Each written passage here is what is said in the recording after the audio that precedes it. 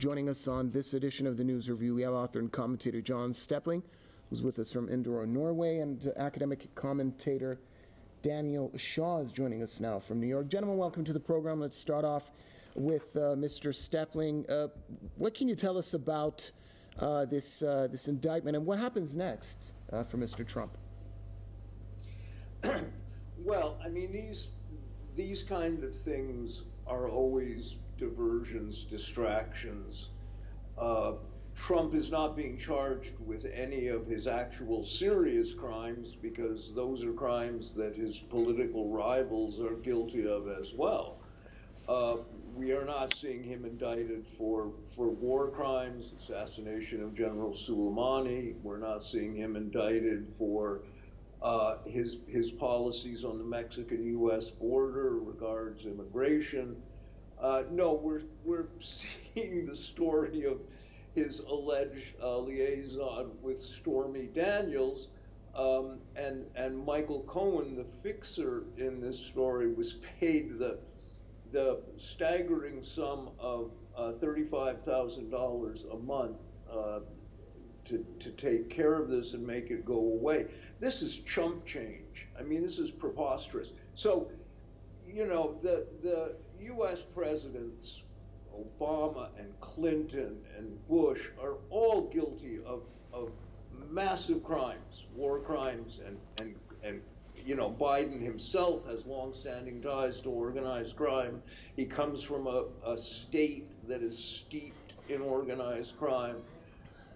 His son is a cokehead who is clearly guilty of massive crimes of corruption.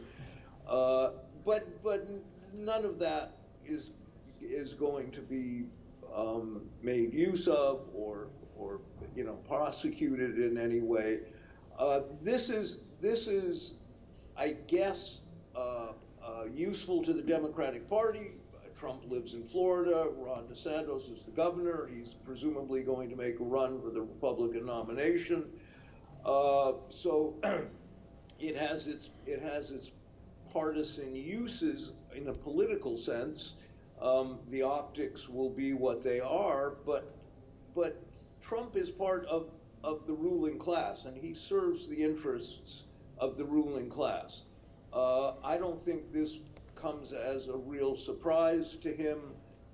He was mentored by Roy Cohn, after all, and it just seems anybody that takes this seriously has to be wildly naive or just a fool, because this is at best political theater. Daniel Shaw, do you agree with what Mr. Stepling is saying? Also, give us your thoughts on this recent indictment. 100%. Donald Trump should be in jail for crimes against the Palestinian people in their bid for nationhood. Donald Trump should be in jail for human rights violations of immigrants coming from Central America, Mexico, and beyond. Donald Trump should be in jail for tightening the noose around the neck of the Cuban people and the Venezuelan people. And Barack Obama should be in jail for engineering coups against the people of Libya, Honduras, Paraguay, and beyond. And George Bush should be in jail for his crimes against the Iraqi and Afghani people. So there's no lack of criminality at the highest summits of American power. I think it's very contradictory and hypocritical that the liberal agenda, the neoliberal agenda, is not to mention any of these serious crimes committed not just by Trump but by all of the U.S. presidents, but to focus in on what John has correctly called political theater, gossip, consensual relations with Stormy Davis, and then hush money is on the front page when, frankly, what should be on the front page are all of the illegal U.S. war crimes from the Middle East to South America to everything that's transpiring right now, with $150 billion being sent from our tax-paying money to fund a proxy war against Russia, with Ukrainian workers trapped in the middle. Mr. Shaw, is this another one of those points where the American society will be more divided with regards to the outcome of this after than it was before it happened? There's no question. American society is completely polarized around this. Every liberal who watches CNN and MSNBC and reads the New York Times woke up today with a smile on their face. They feel like this is finally vengeance against all of Donald Trump's white supremacy, xenophobia, homophobia, and sexism.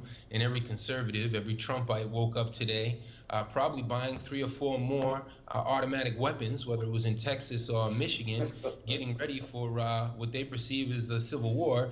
You know, it does validate Trump and a lot of his rhetoric. Of course, he's coming from the point of view of fascism and the right wing, no different than the National Socialists who were spearheaded by Hitler. But he is an outsider. He is a political outsider. Despite all of the reasons that I mentioned that we can never believe in his agenda, he does have some very real points against Washington, against this swamp. The problem is, how are we going to respect his critiques of the swamp when he's been one of the #1 swamp monsters as a real estate owner who has swindled, hustled, and fleeced how many hundreds and thousands of families? Mr. Sepling, same question to you. Is this one of those divisive moments for American society? Well, the entire spectacle